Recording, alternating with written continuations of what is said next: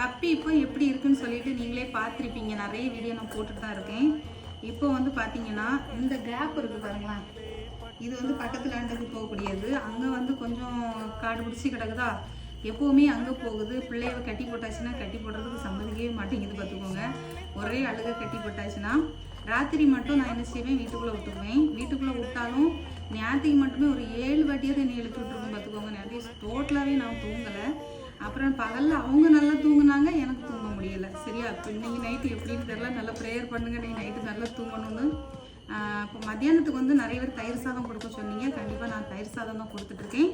Night ஒரு நேரத்துக்கு மட்டும் கொஞ்சோண்டு பெடிகிரியும் பாலும் கொடுத்தேன். சரியா, இவ்வளோ தான் அவங்களுக்கு சாப்பாடு. முதல் இருந்ததுக்கு பிள்ளைக்கு வந்து எங்கள் ஏரியாலாம் நல்லா கொஞ்சம் தெரிஞ்சிருச்சுன்னு நினைக்கிறேன். ரொம்ப முட்டுறது அப்படியெல்லாம் இல்லை, ஓரளவுக்கு நல்லா பக்குவப்பட்டுருச்சு.